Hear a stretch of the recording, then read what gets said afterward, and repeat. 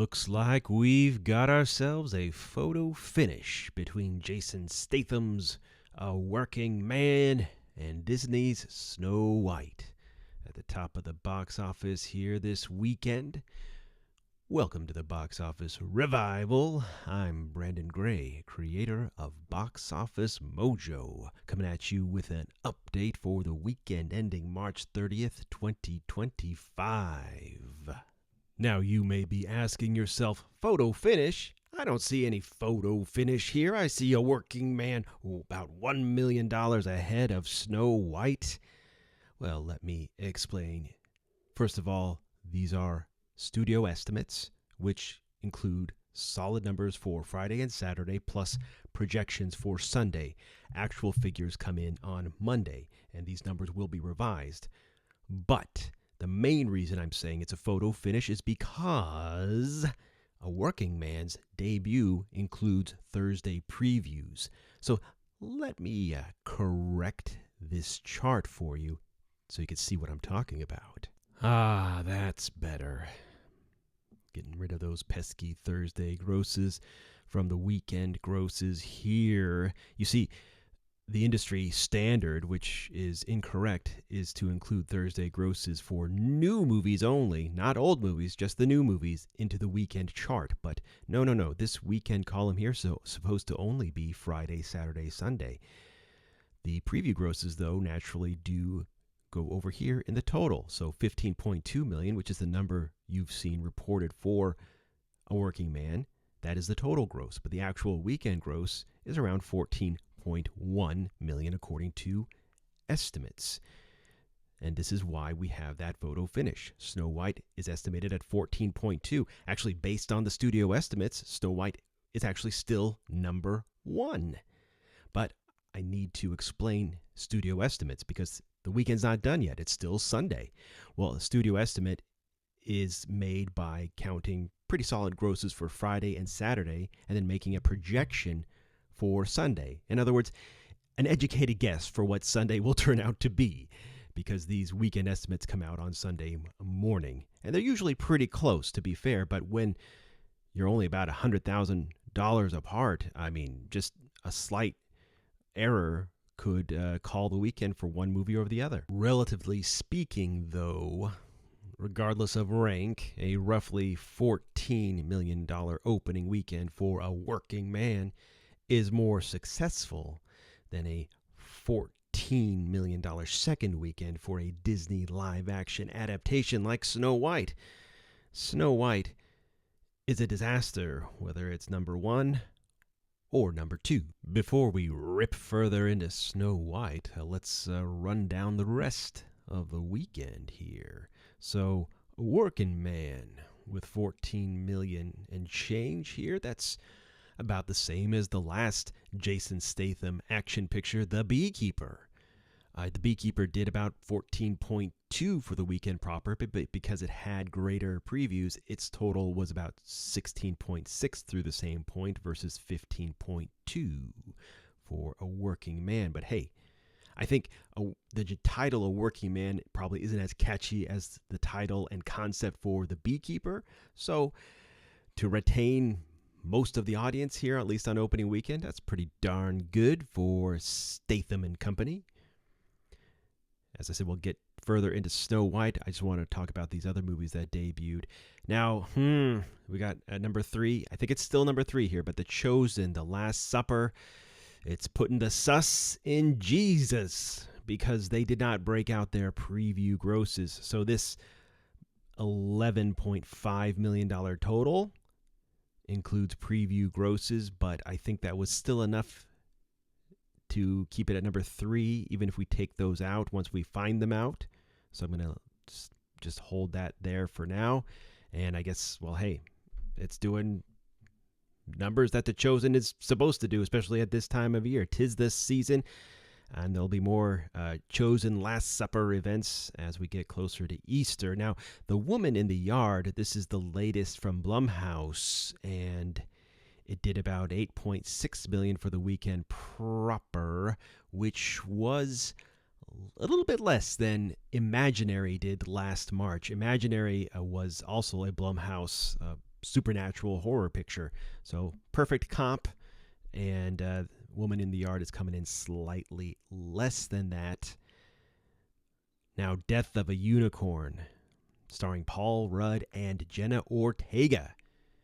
Well, what I could say positively here is that with just over $5 million for the weekend, it made more than the lifetime run of Rachel Zegler's Y2K last December. And Y2K is a comp because they're both horror comedies of a similar vein. Some creatures, or in the Y2 case, the technology is coming back to kill people.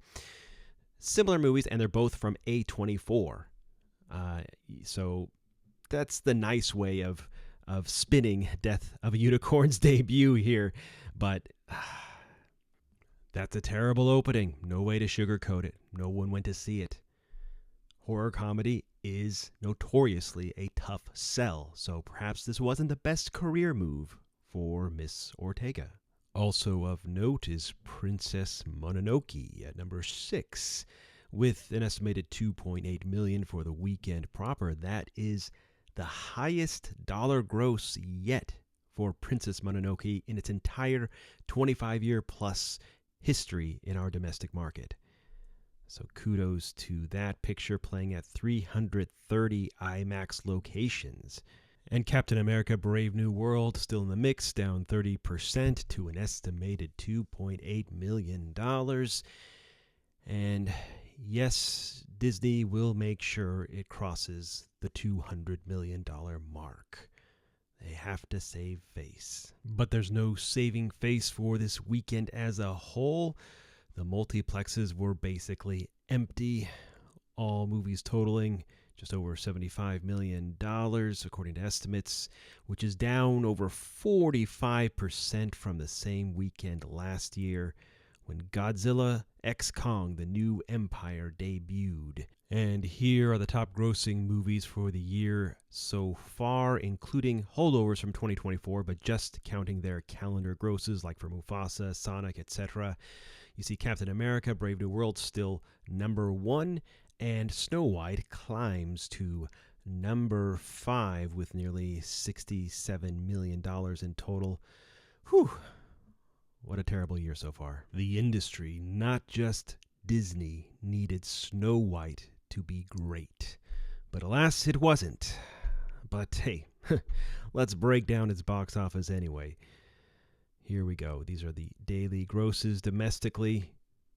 You know, when actuals do come in, there's a strong possibility that Snow White lands a little bit lower. They're only estimating a 28% drop on Sunday. Probably more like 30%, but we shall see. After all, the top spot is in question, and $100,000 could make a big difference between this and a working man, rank-wise. As it stands, Snow White is showing an incredibly steep 63.3% drop-off from its opening weekend. For comparison, the last Disney princess live-action adaptation, The Little Mermaid, fell 51.5% in its second weekend. And its second weekend was $41.4 million, and its running tally was $187 million, compared to just $67 million for Snow White at the same point. Our favorite comp for Snow White, Dumbo, because like Snow White, it's a live-action adaptation of a classic Disney title, not an adaptation of a Disney Renaissance title like Little Mermaid. And it was also a big box office disappointment, ending with $115 million domestically alone. Well, it only fell 58% in its second weekend compared to 63% for Snow White, and its running tally was over $76 million compared to Snow White's just under $67 million. And of course, it only gets worse when you adjust for ticket price inflation, because tickets have gone up at least 20% since 2019 when Dumbo came out. With a trajectory that's falling behind Dumbo, Snow White may now never even reach $100 million domestically by the end of its run. At least Snow White can definitively claim to be the number one movie worldwide again in its second weekend. Snow White did an estimated 22.1 million internationally. Combine that with its 14.2 domestic figure, and you get a worldwide weekend of $36.3 million, which was down about 58% from last weekend, held a little better internationally. It's pretty much playing everywhere. Grand total worldwide is $143 million. A Working Man, by the way, was number 2 with just over $30 million, about 15 internationally, and of course the 15 domestically. While $100 million domestically might be out of Snow White's reach, it should still climb past $200 million worldwide by the end of its run. I mean, it may even outgross Joker, Folie à Deux, and The Marvels. Bright side, people. Bright side. Of course, aside from Rachel Zegler, there's been much ballyhoo over how much it cost to make Snow White. Reportedly, at least $270 million. Factor in marketing, and Snow White would likely need to make at least $700 million to enter the break-even zone.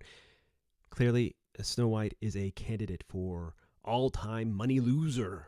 But perhaps more significantly is that Snow White is disappointing from an audience perspective, given the drop-off from Little Mermaid and even Cinderella in terms of box office, audience sentiment, cinema scores.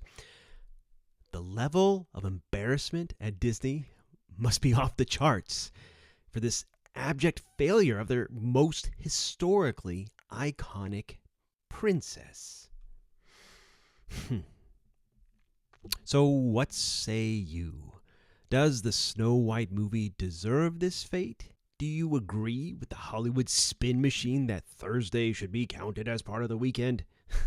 Stay tuned, as I'll be back to report if Snow White does indeed edge out A Working Man domestically. And if you're looking for the objective perspective on the movies and the box office, well, you came to the right place, friend. Please like this video and subscribe to the Box Office Revival. Thank you for watching.